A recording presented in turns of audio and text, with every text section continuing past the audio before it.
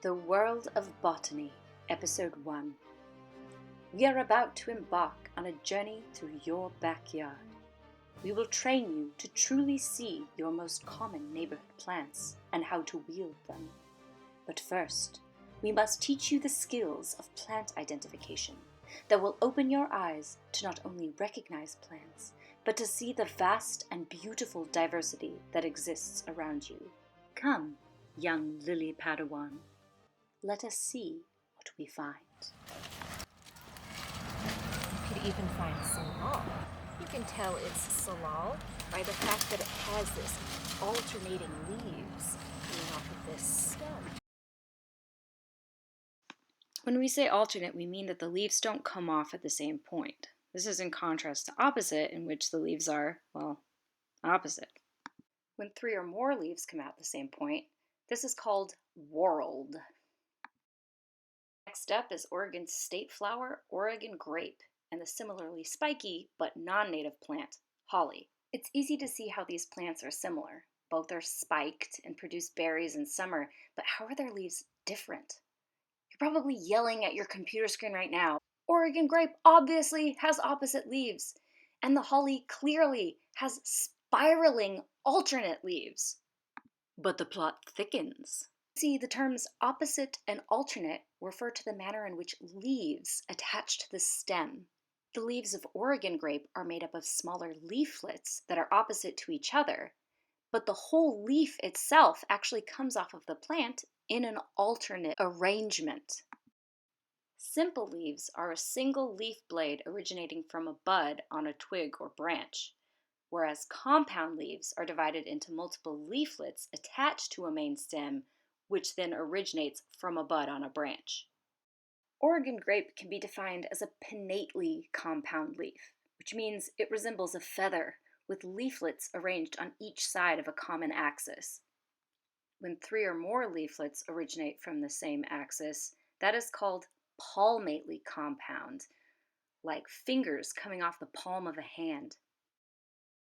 So Oregon grape has a pinnately compound leaf type, an alternate leaf arrangement, and beautiful flowers that bloom in springtime, while holly has a simple leaf type and an alternate spiral leaf arrangement.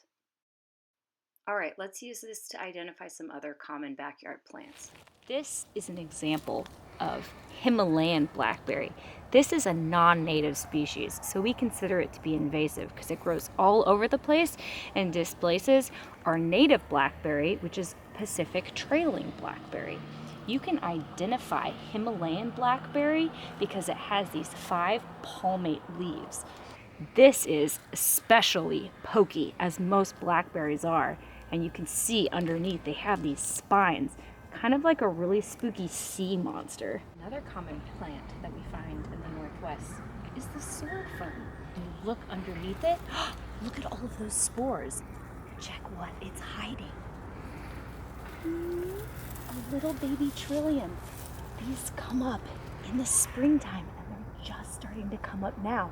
You can tell what they are by their 3 leaves and their 3 petals on their flower. That's why they're called trillium, because tri means 3. Okay, fair. This does tend to confuse students. Is that a palmate compound leaf, or is it a whorl of leaves attached to a stem? Generally, the best way to differentiate is to remember that whorls, they usually come in layers, like the stories of a building. Compound palmate leaflets are structured like the ribs of an umbrella.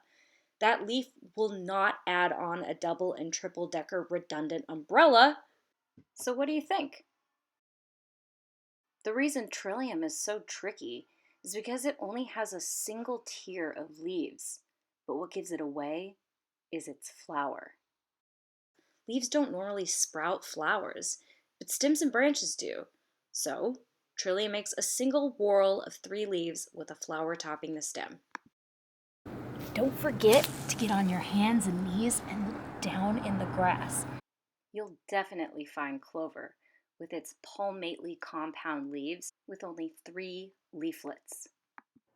For many plants hidden in the grass, it can be hard to tell what leaf type and arrangement they have, but you can focus on other identifiable features. This is plantain, and its leaves are lance-shaped with smooth edges, a hairless texture, and parallel veins. Recognize these toothed leaves? That's right, it's dandelion, which actually translates to lion's teeth in French. Dandelions are actually made up of many tinier florets that transform into seeds in summer.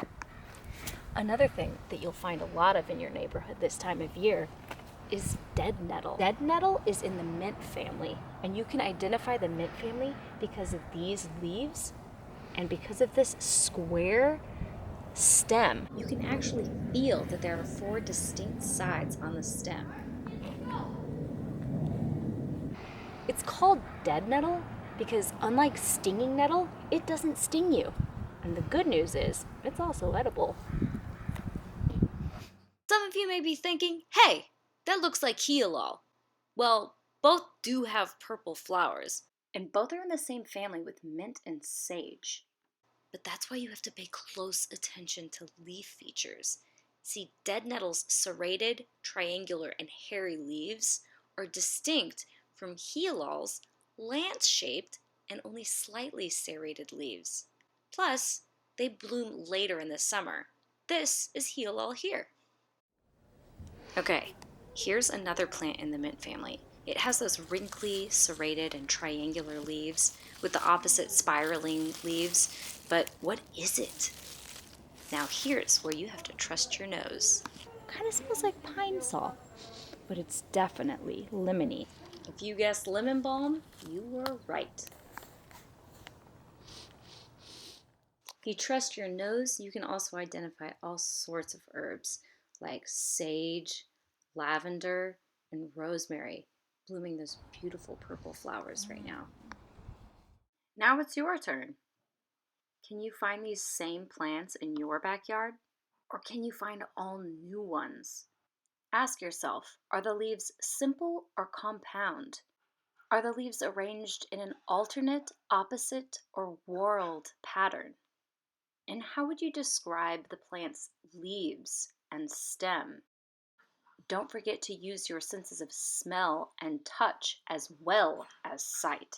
There are so many plants out there, and this is only the beginning. The end. You have reached the end of today's quest through the world of botany. Please take up your own quest to explore the plants in your backyard. Please join us at our webinars on Wednesday or Thursday from 10:30 a.m. to 12 p.m. Challenge yourself to find the same plants from this video, and please download the Plant Hunt worksheet and the additional materials offered for this course. We look forward to unlocking and solving more mysteries together.